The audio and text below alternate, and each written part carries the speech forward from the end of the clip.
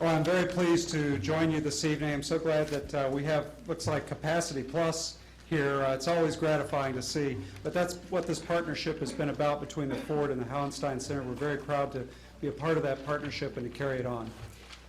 Well, this evening you're in for a treat. Christopher Hitchens is one of the great polemicists of our day. Christopher Hitchens is one of the great pro-stylists of Anglo-American journalism.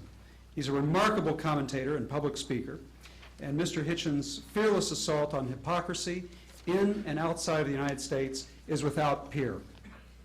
He was born in Portsmouth, England in 1949, and he read philosophy, politics, and economics at Balliol College at Oxford. He was a major figure in the British New Left, and his first book in 1971 was on the Paris Commune. His prodigious output over the last 3 decades has encompassed an astonishing array of issues and people. By my count, he's the author of more than 16 books at this point, and has another one coming out next year. And in all of these books, he has a trademark wit and formidable analytical powers that he exhibits. And he's brought these skills to bear on such widely disparate characters as Bill Clinton, George Orwell, and Lady Diana. Christopher Hitchens, he's a self-described contrarian. And he's been described by Jonathan Raven as 1 part Balliol dandy and 1 part pit bull terrier. He is rarely predictable, which is one of the reasons we wanted to have him this evening. And I don't think he's ever prone to cliche or political convention. And his writing on the September 11th attacks, on abortion, on the homilies of the left, has stirred much controversy and debate.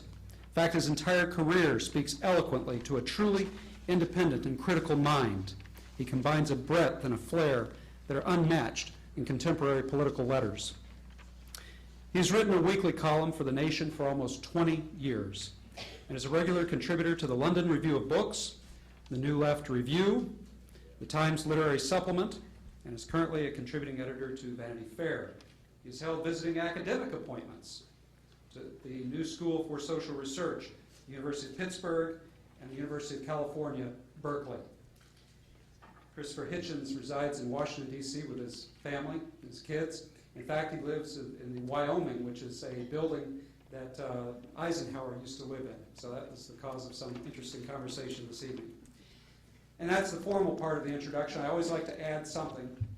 On the way back from the airport today, after lunch, what absolutely astounded me happened when Christopher Hitchens, and this is the first time this has ever happened with one of the speakers we brought in, must have recited about 100 lines of Yeats poetry from memory.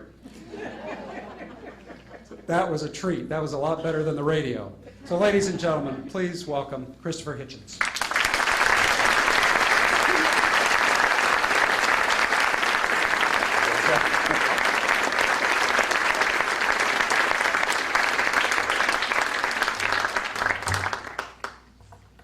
Thank you, Gleaves, for that suspiciously grudging introduction. And thank you very much, ladies and gentlemen, for coming on such a beautiful evening at that. There's no echo that you can hear, is there? Hello? I'm audible, but there's no boom. All right. Thank you very much for coming on such a beautiful evening. I think the lunch we had must have been even richer than I recall. It was an Irish snack.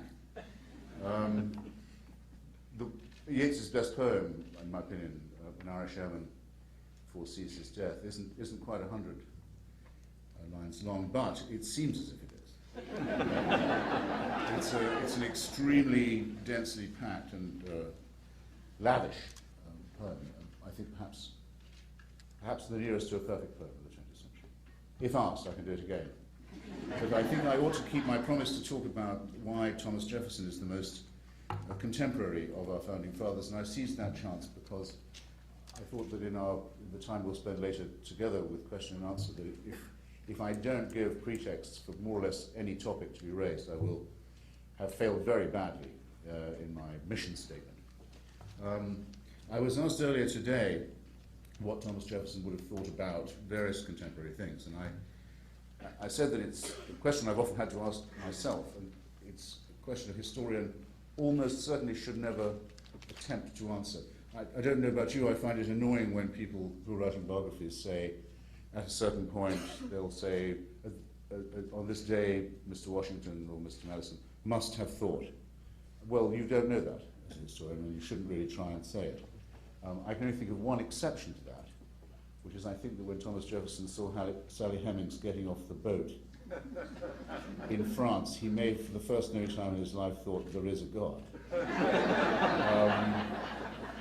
That is absolutely as far as I'd want to push it, and one must be extremely careful in asking what he might think about events today. If he could come back and be amongst us, I think he's the founding father who would have the best chance of understanding how the United States has evolved into what it has, by far.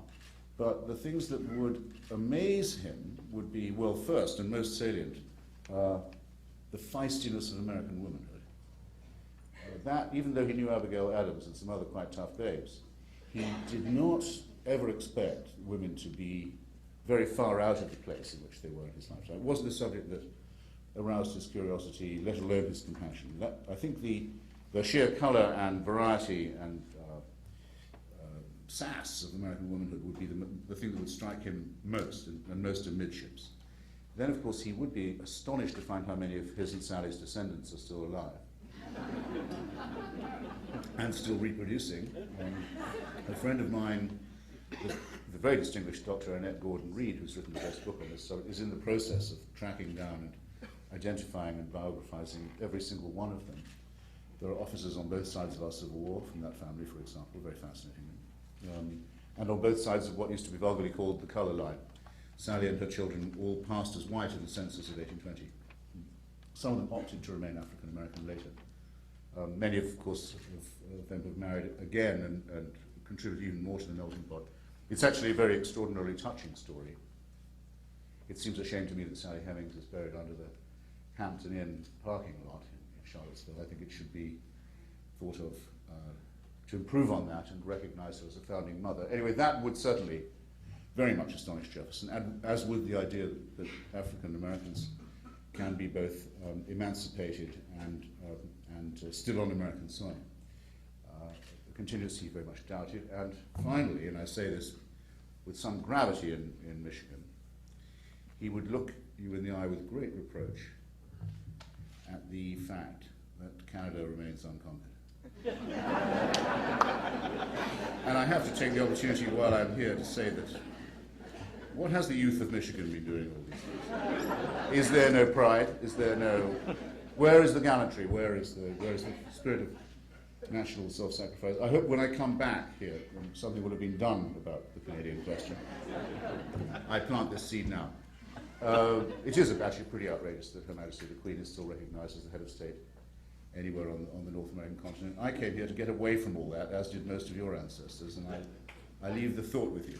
Well, in order for us to approach Mr. Jefferson properly, I think one has to do it under, it can be a mistake to announce how many headings I'm going to speak under, but I will let you know, and I'll be as terse as I can, 4 of them.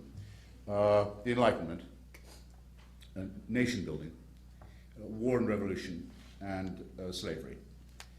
And to start with the Enlightenment, I think one could say that if 18th century Philadelphia was not exactly 5th century Athens, it was nonetheless a very remarkable city at a very remarkable time and a magnet for all kinds of talent, not just intellectual and philosophical, but practical and medical, if you like, scientific. To it were drawn people from all over the world. My favorite example would be that of Joseph Priestley, who I think can really lay claim to having discovered oxygen, who, when his laboratory was destroyed, his profane instruments were destroyed by a mob of Church and King Tories in Birmingham for his Unitarian opinions, his heretical views, his support for the American and French revolutions. In other words, he was burned out in his laboratory, destroyed in his own country. He took ship and came to Philadelphia, where he was made extremely welcome and became a major contributor to the life of the city.